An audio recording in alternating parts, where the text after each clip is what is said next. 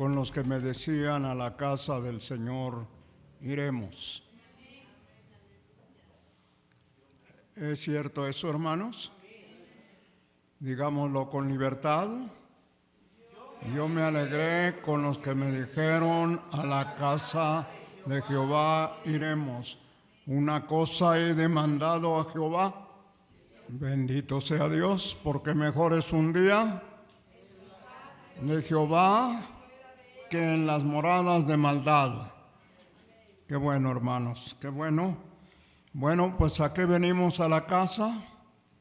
De acuerdo con el Salmo 27, dice que venimos a contemplar, primeramente a contemplar la hermosura de Jehová, y luego añade, para inquirir en su santo templo.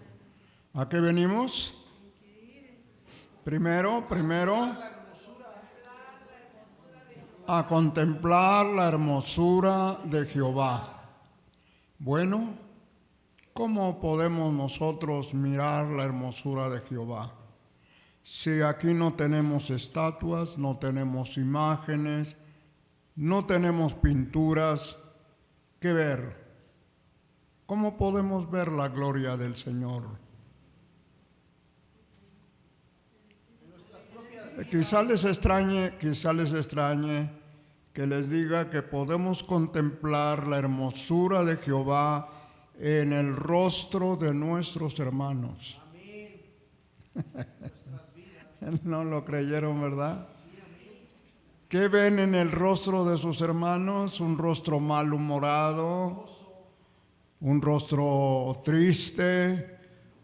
No, esperamos que esas expresiones las dejemos allá afuera, allá en casa, pero aquí que lleguemos con un corazón alegre. Amén, que refleje la hermosura de Jehová. Bueno, gracias a Dios por su presencia entre nosotros. Vamos a leer la palabra, hermanos. Vamos a leer de el primer evangelio, que es el libro de Mateo. Vamos a ver el capítulo 5.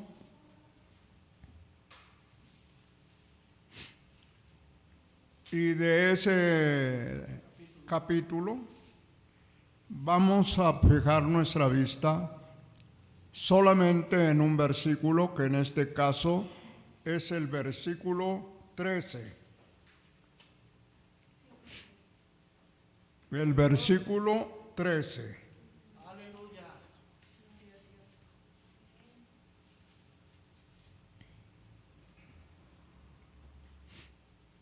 Ya están en Mateo 5:13.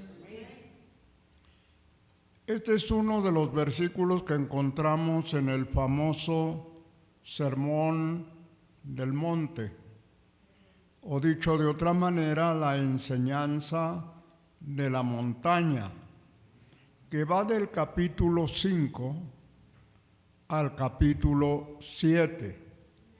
Y Jesús abre el capítulo 5 con las llamadas bienaventuranzas. Las bienaventuranzas son 8 que nos reflejan el carácter de los verdaderos hijos de Dios. Hemos venido hablando, se nos ha hablado en estos días acerca del carácter.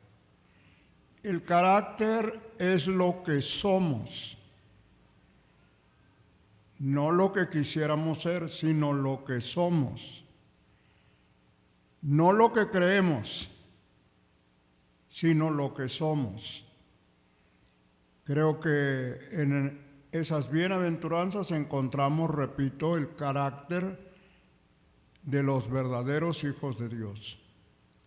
Ahora, cuando llega el Señor al versículo 13, introduce una expresión muy muy significativa y dice: ustedes son la sal de la tierra. ¿Cómo dice el Señor? Vosotros sois la sal de la tierra. Cambien esa expresión vosotros por ustedes. Ustedes son la sal de la tierra.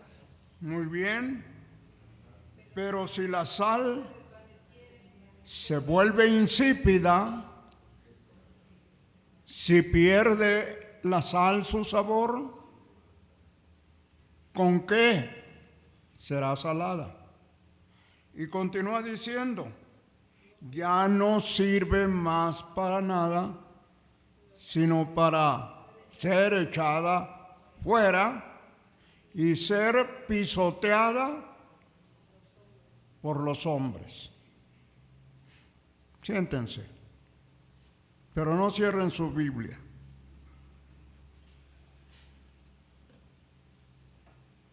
Es muy elegante como el traductor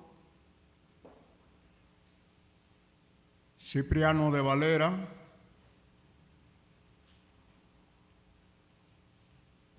usa esta expresión diciendo vosotros, pero nosotros lo traducimos aquí de otra manera: por ustedes. Jesús está diciendo: ustedes son la sal de la tierra. Pero si la sal pierde su sabor, si la sal se vuelve insípida,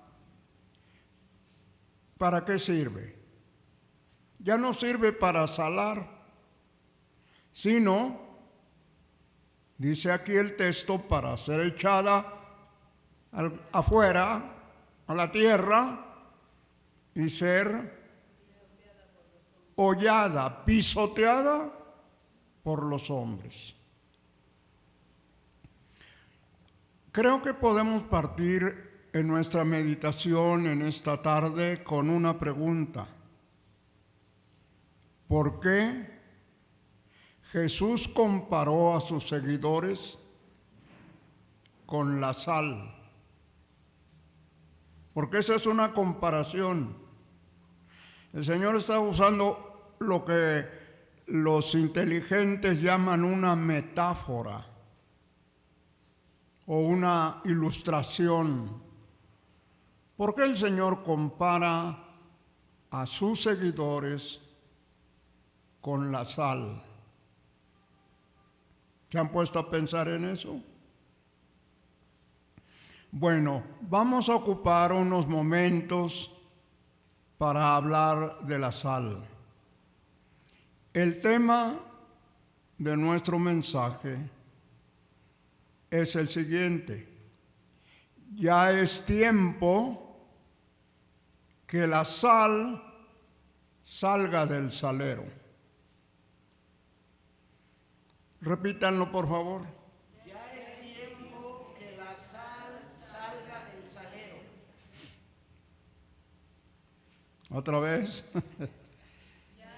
Ya es tiempo de que la sal salga del salero.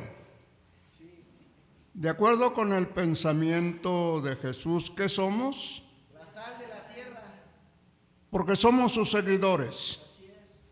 Y como seguidores suyos, somos la sal de la tierra.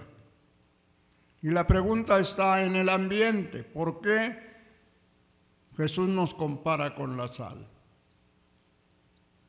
Si usted toma una jarra de agua y le aplica unos granitos de sal, ¿qué va a suceder? La limpia, porque la sal es químicamente es un químico que hace que mate virus y todo en el agua. Es como gotas de ¿Antiséptico? Antiséptico, sí. Bueno, eso pasa químicamente hablando. Pero en cuanto al sabor del agua, un granito de sal sala toda la jarra de agua. En otras palabras, la sal tiene influencia, influye allí donde es depositada. Entonces, lo que Jesús quiere decir primeramente al decirnos que somos la sal, nos está diciendo que nuestra función es influir. ¿A dónde? En la tierra. Fíjense que el Señor no está diciendo que somos la sal del cielo, sino la sal de la tierra. ¿A dónde vivimos? Ahora vivimos en la tierra. ¿Y dónde debemos ejercer nuestro poder de influencia?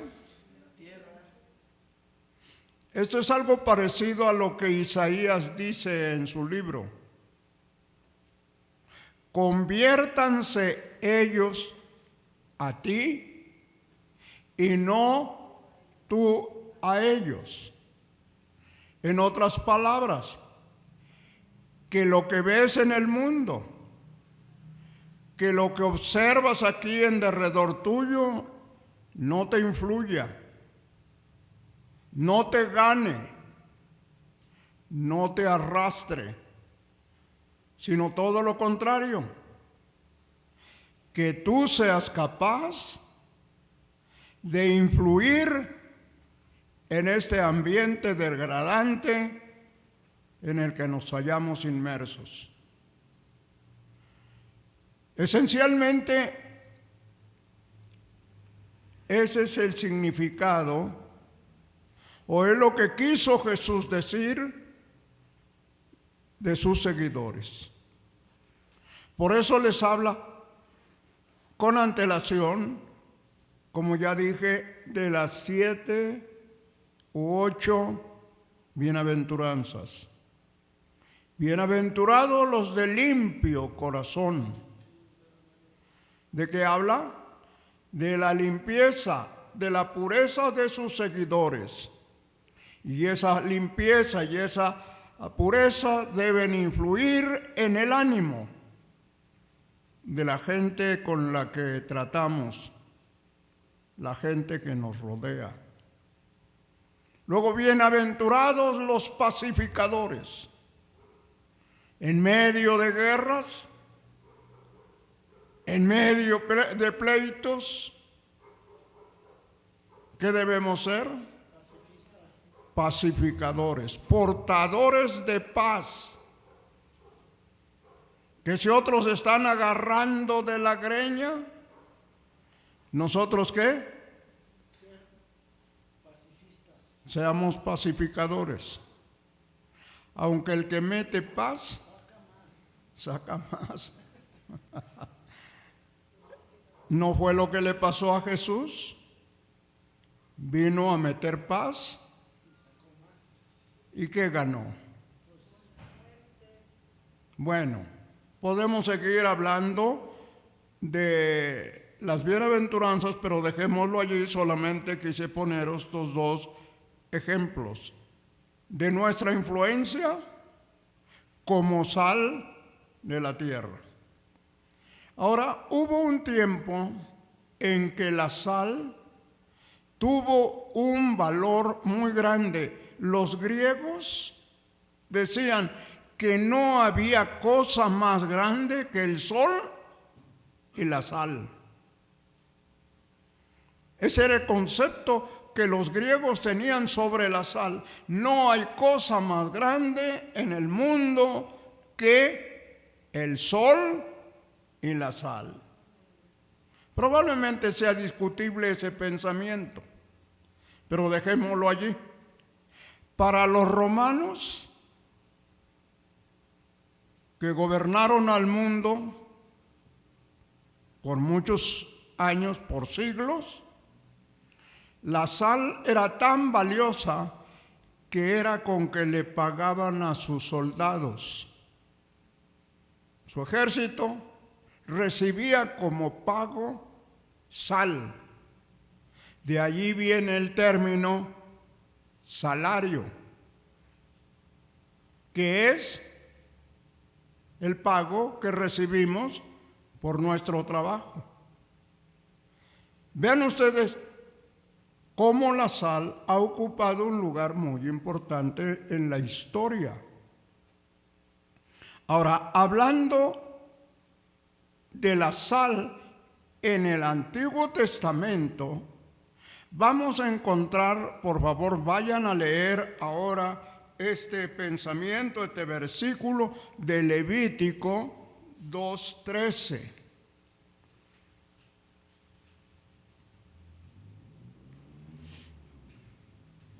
Si ya están allí, dice el texto, y sazonarás con sal toda ofrenda que presentes. ¿A quién? Sazonarás con sal toda ofrenda que presentes a Jehová, tu Dios, y no harás que falte jamás de la ofrenda la sal del pacto de tu Dios. Y añade, en toda ofrenda tuya ofrecerás sal. ¿Cuántas veces se menciona la palabra sal?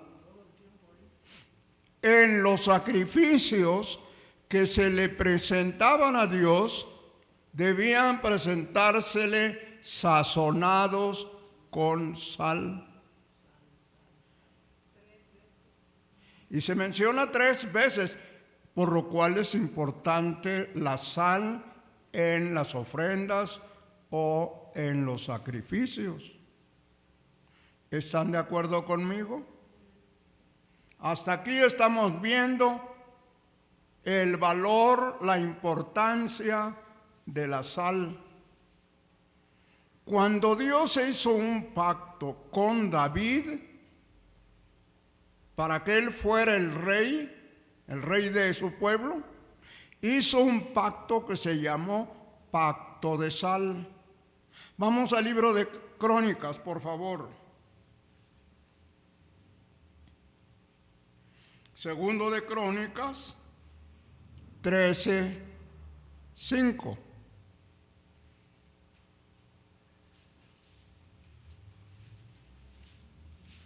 ¿No sabéis vosotros que Jehová, Dios de Israel, dio el reino a David sobre Israel para siempre, a él y a sus hijos, bajo pacto de sal? ¿Qué hizo el Señor? Hizo un convenio, hizo un trato con David, pero ese pacto que hizo, vamos a decir, lo selló con sal. Lo que estoy narrando, lo que les estoy diciendo, puede servirnos para entender qué significó eso de que nosotros, los seguidores de Jesús, seamos comparados con la sal. Ahora, vamos a ver algunas características de la sal. En primer lugar, ¿qué color tiene la sal?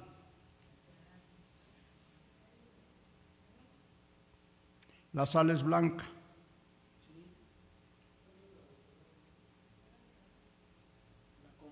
Es cristalina. Entonces, ¿qué quiere decir Jesús al hacer la comparación con la sal?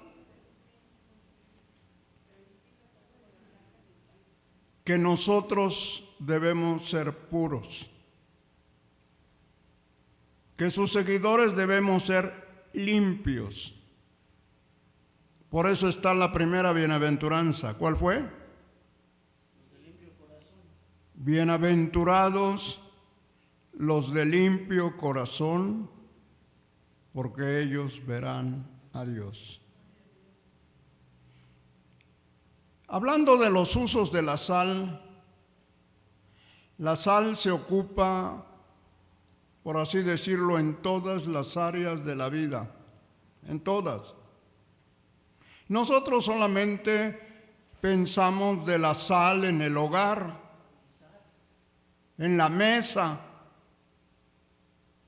en los alimentos, pero la sal se ocupa también en la medicina, se ocupa en la industria y en muchos lugares la sal es utilizada. ¿Qué quiere decir eso? Pues que en todas las áreas de la vida, voy a usar esta palabra, debemos estar infiltrados, debemos estar metidos en todas las áreas de la vida, porque somos la sal. Hubo un tiempo que la iglesia incursionó o influyó mucho en la educación.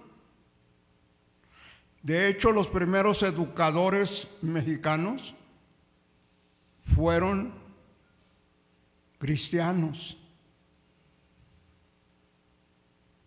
Hoy la educación está en manos de ateos,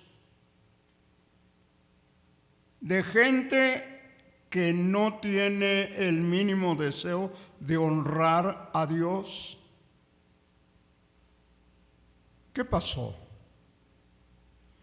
Si la educación estuvo en manos de la iglesia o de los cristianos, en otras palabras,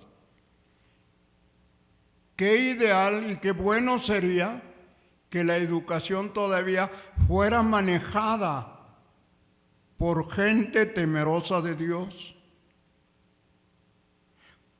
Perdón por la expresión, otro gallo nos cantaría en la educación, ¿o no?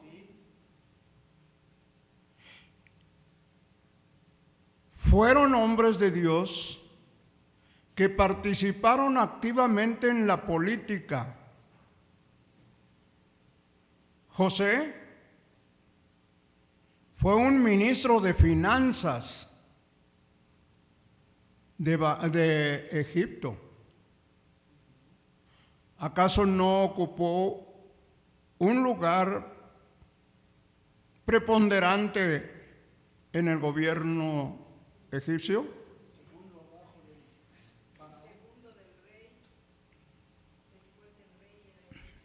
Y el rey solo por la corona, y el rey solo por el anillo que tenía en su mano, pero la mente era de un hombre de Dios. Y en el reinado de Nabucodonosor, de Ciro, de Artajerjes, ¿quiénes estuvieron allí metidos en la política? Estoy hablando de la política. Fueron hombres de Dios. ¿Y ahora la política está en manos?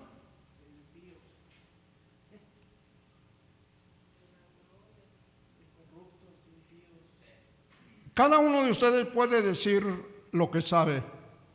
¿En manos de quién está la política? De impíos,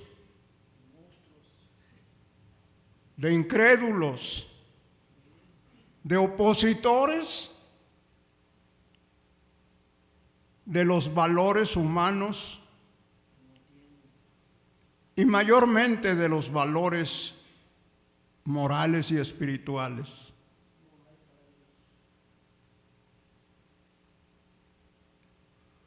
La ciencia estuvo en manos también de muchos hijos de Dios. Hoy la ciencia está también en manos de impíos, de malvados. ¿Qué necesitamos? ¿Qué urge? Que estos cristianos que somos la sal de la tierra, influyamos, o como lo dije hace un momento, nos infiltremos en estas áreas. Lamentablemente en la cuestión de la política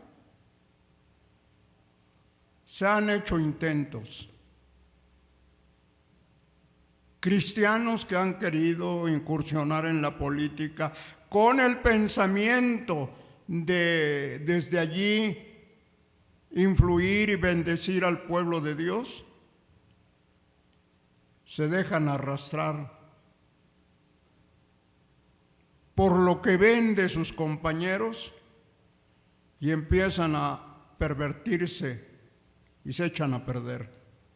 Por eso es que por mucho tiempo hemos aconsejado que nuestros miembros no se metan a la política.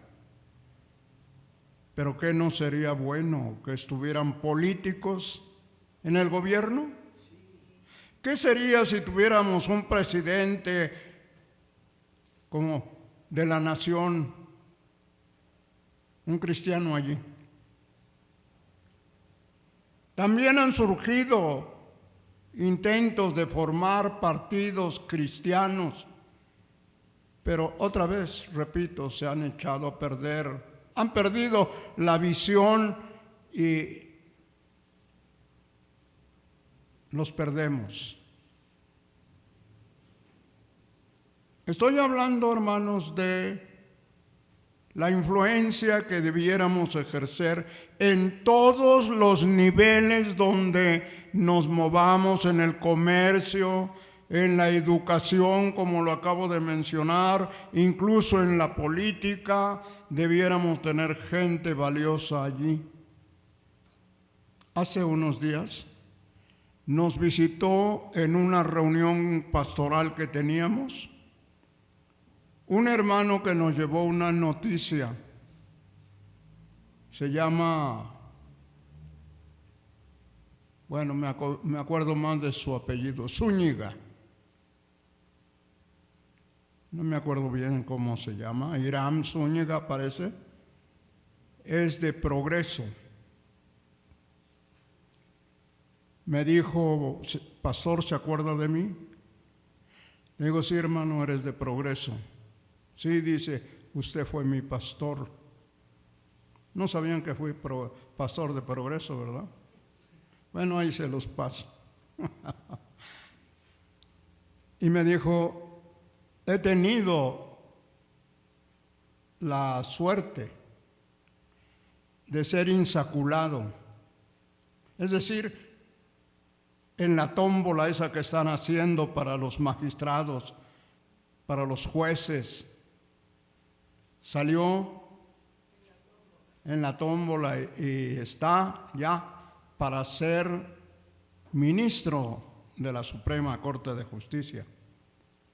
Le dije, bueno, si hasta aquí ha llegado, espero que la votación te favorezca, porque todavía van a ir a la votación, el pueblo va a decidir quién va a ser juez, quién va a ser ministro, etcétera.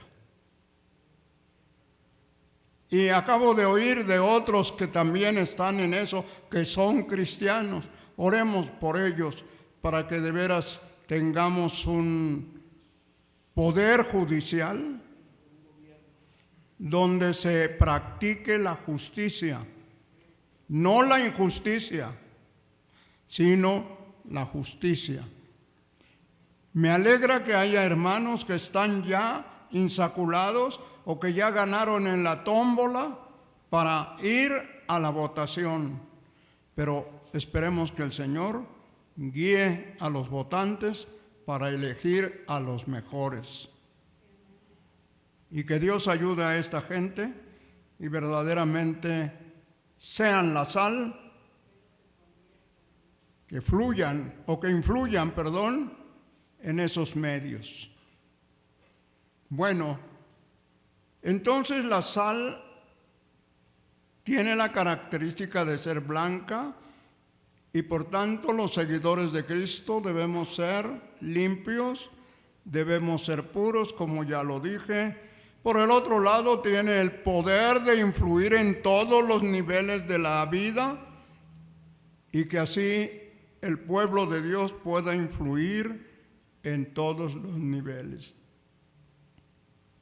Por el otro lado, la sal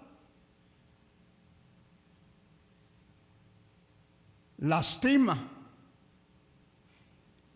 cuando cae en una herida. Si en algún momento quieren probarlo y se hacen una herida, pónganse tantita sal ahí en la herida.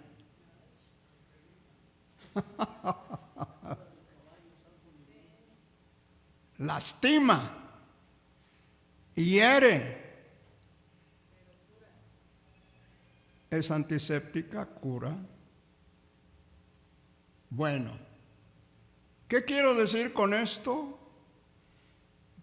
Pues vivimos en una sociedad corrompida, apartada de Dios totalmente, y que nuestra presencia allí hiera a esa gente en su conciencia. No sé si le ha pasado, ya ha tenido esta experiencia, que en el ambiente mundano se dicen, se hablan cosas muy feas, pero cuando está un cristiano y sabe la gente que ese es cristiano, ¿qué hacen? En algunas ocasiones se burlan, hacen escarnio del cristiano, pero en otro sentido, se abstienen. Dicen, no, este señor no es como nosotros. Esta señora es distinta. No nos expresemos de esta forma, no actuemos de esta manera. ¿Qué está pasando allí? Bendito sea Dios. Estamos influyendo en la conciencia de esa gente para frenarlos. Otra característica de la sal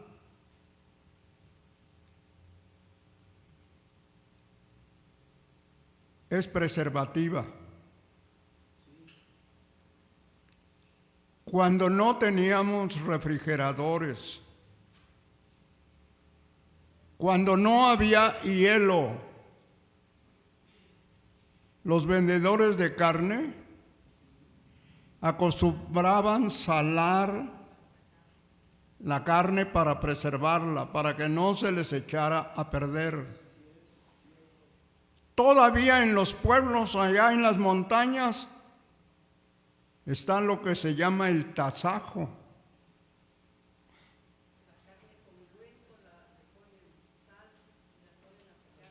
Muy bien.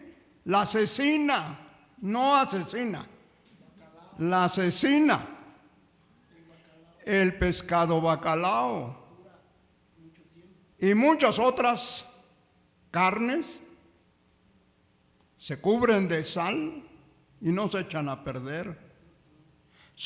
La sal es preservativa. ¿Qué quiso decir Jesús con eso de que sus hijos son la sal?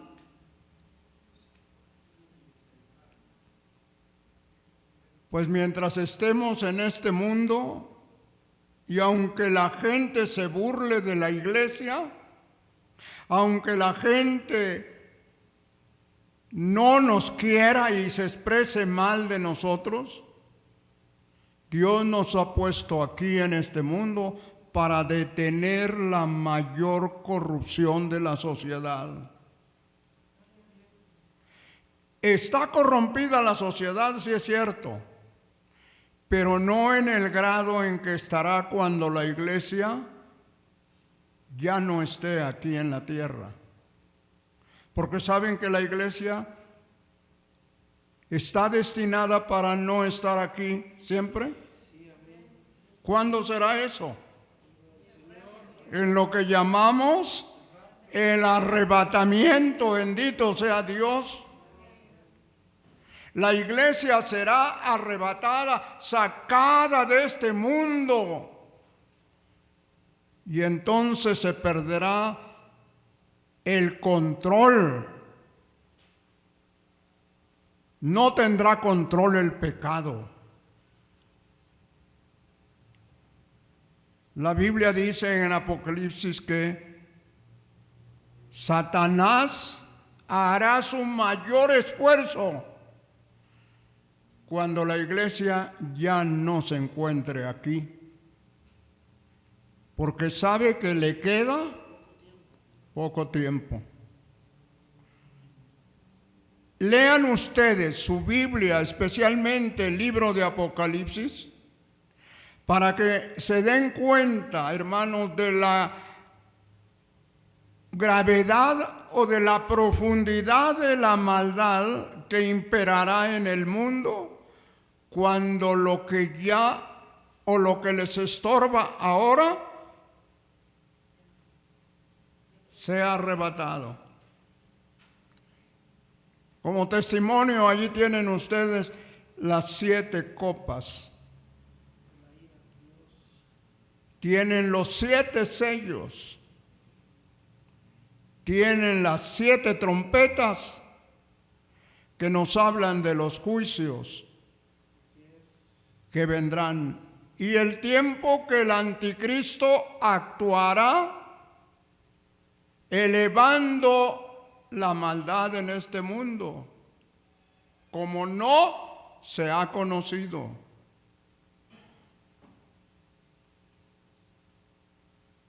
¿Para qué nos ha dejado Dios aquí?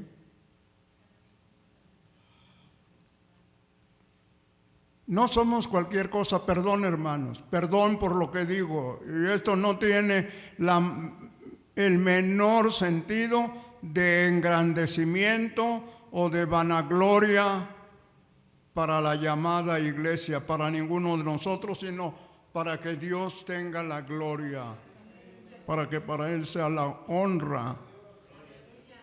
Estamos aquí, aunque despreciados, aunque abatidos, pero no derrotados, caídos, pero nos levantamos por la gracia poderosa del Señor.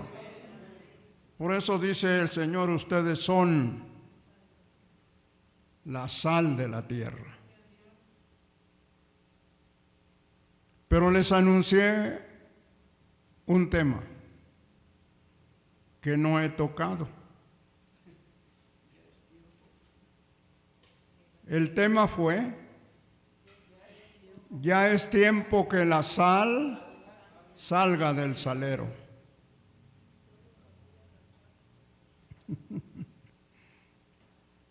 ¿Saben que la iglesia está muy cómoda en sus saleros? Venimos a nuestros templos. Este templo es muy sencillo en comparación de otros que ustedes conocen. Hay templos, no voy a hablar de otras iglesias porque quizá no conozco a muchas otras denominaciones o asociaciones religiosas, pero voy a hablar de nuestra iglesia. Tenemos templos preciosísimos en la provincia que no tenemos en la Ciudad de México. Que yo conozca aquí un bonito y elegante templo es el de Azcapotzalco, donde estuvo el hermano Pedro Manzano. Me gustaría que le hicieran una visita a ese templo, otra vez, y se den un quemón de cómo los hermanos levantaron ese templo. Vayan a la Loma, allí en Pachuca, Hidalgo, y dense cuenta de cómo los hermanos construyeron su templo, elegante, Invirtieron mucho dinero y no se han detenido. Apenas supe que están comprando otro terreno para hacer algo mayor. Y así yo voy a los pueblos y me sorprendo en ver esas obras que han levantado nuestros hermanos. Pero bien, cierro eso para decirles que esos templos se han convertido en saleros, como este. No elegante, pero es un salerito. Y qué cómodos estamos dentro del salero. Por eso les digo, ya es tiempo de que la sal salga de su salero.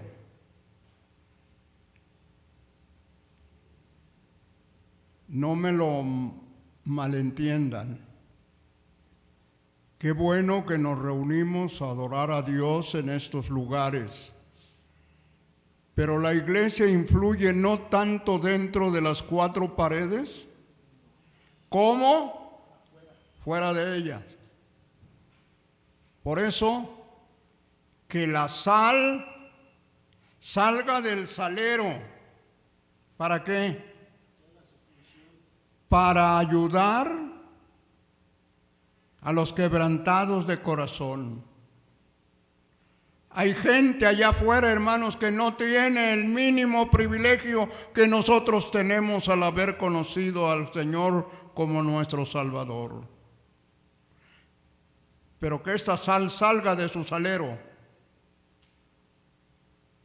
para sanar corazones quebrantados. Quiero oír un amén de ustedes. Quiero oír una palabra de aprobación. No se queden solo con la palabra aquí en el oído, sino con un amén. Digan, sí, Señor, necesitamos, ¿qué cosa? Salir del salero para proclamar el evangelio a los borrachos, a los afeminados, a los adúlteros, a los ladrones, porque los sanos no tenemos necesidad de médico, pero la gente que está allá afuera está urgida de un médico, y ese médico lo tenemos nosotros. No salgamos de nuestros lugares de reunión, de nuestros saleritos, y corramos a nuestro otro salero que se llama nuestro hogar, y allí nos metemos y ya. Y allí nos pasamos, ¿qué haciendo? Perdiendo el tiempo, malgastando el tiempo. Cuando hay mucha gente necesitada. Quizá algunos me digan, hermano, yo no malgasto el tiempo, yo me acuesto a dormir. ¿Y eso qué? ¿No es acaso también malgastar el tiempo? Les haré una pregunta. ¿Qué haríamos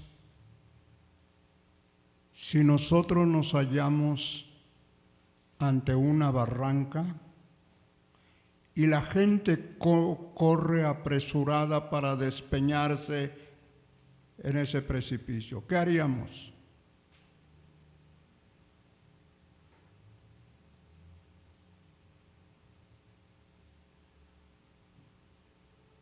¿Están razonando qué harían? Yo creo, hermanos, que por humanidad nos pondríamos como una barrera para decirle, no señor, no señora, no joven, no siga por este camino porque ahí está el precipicio y se va a morir. ¿No lo haríamos?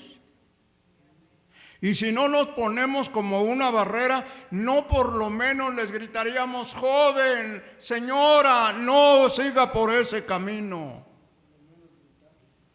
Digo, por humanidad creo que lo haríamos. ¿Hacia dónde está yendo la gente sin Cristo, hermanos? Ya lo decía la hermana hace un momento, está yendo a la condenación, está yendo a la perdición, lo sabemos perfectamente. ¿Qué hacemos por ellos?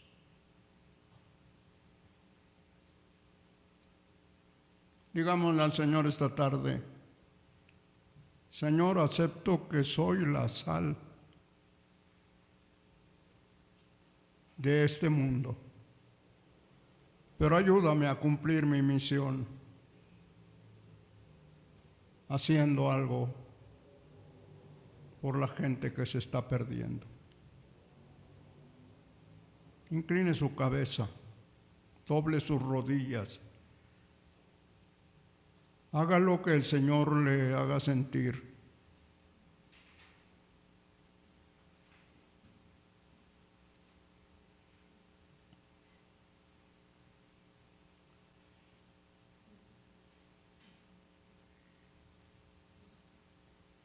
Señor,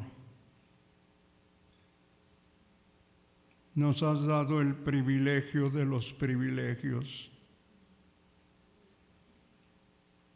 conocerte como nuestro Salvador. Sí, Padre. Gracias, Rey. La verdad es que no podemos tener mayor privilegio que este,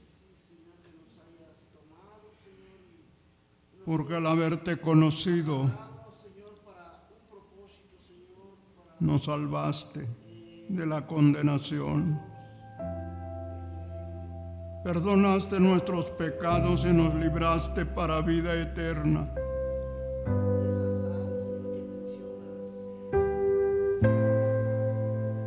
Tú nos has dicho en esta reflexión que somos la sal de la tierra. Pero qué cómodo es estar en nuestro salero. Llámese nuestro templo, llámese nuestra casa, llámese como nosotros queramos decirlo. Qué tranquilos estamos en nuestro lugar de confort, comiendo y bebiendo,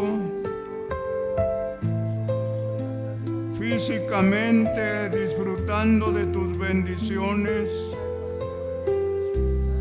espiritualmente, Señor, ¿qué estamos haciendo? ¿Cómo nos hemos conformado, nos hemos habituado solamente a ser consumidores, pero no productores? Señor, por favor, ayúdanos. Ayúdanos. Somos la sal de la tierra. Es tiempo de que la sal salga del salero. Si es necesario dejar nuestros templos por un momento, por un tiempo, salir a buscar a los perdidos, influyendo, dirigiendo, moviéndolos con las conciencias con el poder del Evangelio. Oh Dios,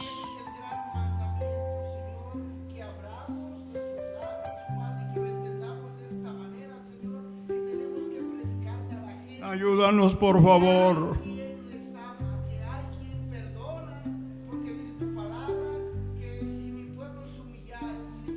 Te lo ruego. Muévenos, Señor, sacúdenos.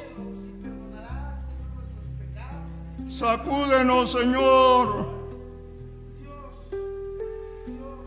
Porque si la sal no sala no sirve más para nada, tenemos ese compromiso, Padre, delante de ti, de hablarle a la gente, Señor. sino para ser hollada, para ser pisoteada por los hombres. Atravesarnos, Señor, ciertamente. Nos has dejado aquí para salar al mundo Nuestro hermano, en el mejor sentido de la palabra. varias funciones, Señor, en la vida del hombre, Padre, desde la cocina, Padre, gracias. el área, Señor, Gracias, mi Señor. medicina, Señor, el área industrial, Señor, la sal, conserva. Gracias.